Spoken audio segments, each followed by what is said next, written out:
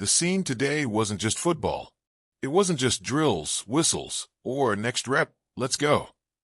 It was a collision of pride, ego, and that invisible line every competitor knows is there, the one you only cross when you want to make a point. The Dolphins and the Bears lined up for their preseason joint practice in 2025, and from the start, it wasn't your typical warm-up to the season. No easing into it. No slow build. The temperature jumped from 0 to full boil without warning. Chicago came in hot. Not the kind of hot where you play fast and look sharp. No, this was the chippy in your face. We're here to set the tone kind of hot. They were getting hands on receivers, taking ball carriers to the ground, making sure every whistle was followed by just enough contact to send a message. And the message was clear. They weren't here to blend into a joint practice. They were here to own it. The Dolphins, at first, they absorbed it, measured, feeling out the situation. But there's a point in football, and in any high-stakes competition, where the choice becomes unavoidable. Do you match their heat, or let them dictate the temperature? Miami chose to match, and when they did, the whole thing erupted. Not once, but twice before the final horn. Things escalated enough that coaches had to step in and split players apart. And that's not out of the ordinary in NFL joint practices. But what made this day different wasn't the number of scuffles. It was the players involved in one of them. Two Dolphins, on the same side of the ball, locking horns in a way that had everyone talking. Jordan Brooks, Tyrel Dodson, two linebackers, two guys in the same defensive huddle, jawing at each other mid-practice. No cross-team trash talk here. This was inside the family. The first reaction most people had? Shock. What's going on? What does that say about team chemistry? But that's the surface-level read. Beneath it, something more was happening. And Terron Armstead, Dolphins veteran, leader, and now outside observer after stepping away from the field, was right there to see it unfold. He told the story himself on his YouTube show, The Set, with a level of detail that made you feel like you were standing right there in the grass.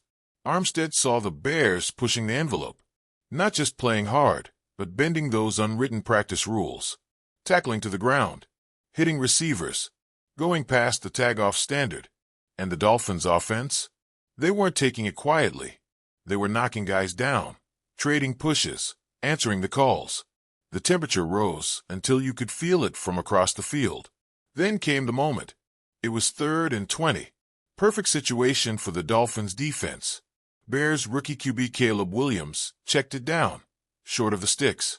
Tyrel Dodson did exactly what the script for a joint practice says you do. He squared up, made a clean two-hand tag, and let the play die right there. Perfect form, perfect compliance. Except Jordan Brooks hated it. Not just disliked it, hated it. In that moment for Brooks, it wasn't about following the practice script. It was about matching the other team's intensity. They were tackling on the other field. They were hitting. And Brooks wanted that same edge from his side. The tag-off felt like a missed opportunity to plant a flag. And Brooks isn't wired to let moments like that pass without a word. Two alphas. Two competing instincts. Neither wrong. Dodson was following coaching direction. Brooks was following the pulse of the moment. And when those two instincts clash, it's loud. Armstead didn't see a problem. In fact, he said it had him fired up. To him, it was two leaders, yes, both, standing for something they believed in. Dodson was standing for the discipline and structure the coaches demanded. Brooks was standing for the toughness and presence the situation demanded. And once the words were said, they moved on. Back to business. No grudges. Just fire. If you step back, the whole thing makes sense in the bigger picture of where this Dolphins team says it wants to go in 2025.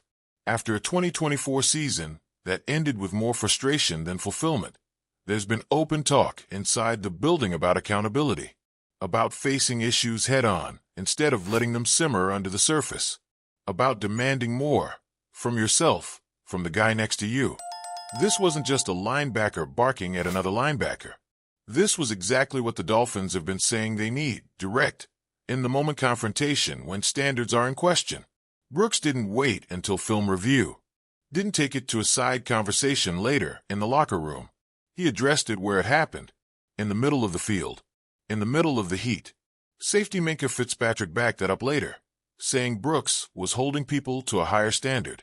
And that's not always a comfortable role, being the guy who points it out, who interrupts the flow to say, this isn't good enough. That's a role that can make you unpopular in the moment. But in the long run, those are the voices that shift a team's culture. The fact that this happened in a preseason joint practice might seem small. It's not the playoffs. There's no trophy at stake. But these are the reps that build what a team leans on when it's December and the margins are razor thin.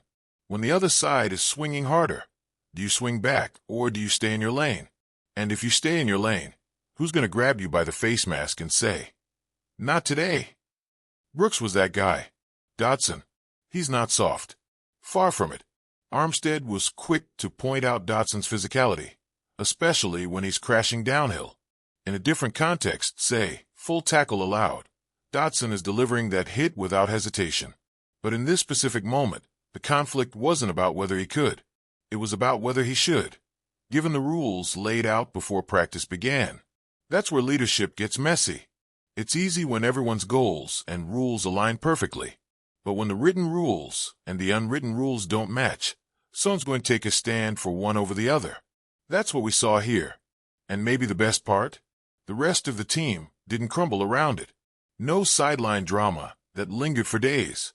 No quiet tension that bled into meetings. Just two guys clearing the air in real time and then going back to work. If you listen closely to how Armstead describes it, you can hear the undercurrent of pride, not just in Brooks and Dotson individually, but in the team's willingness to live out what they've been preaching since the offseason began. This is the difference between saying you're going to play with an edge and actually showing it, even when it means calling out your own.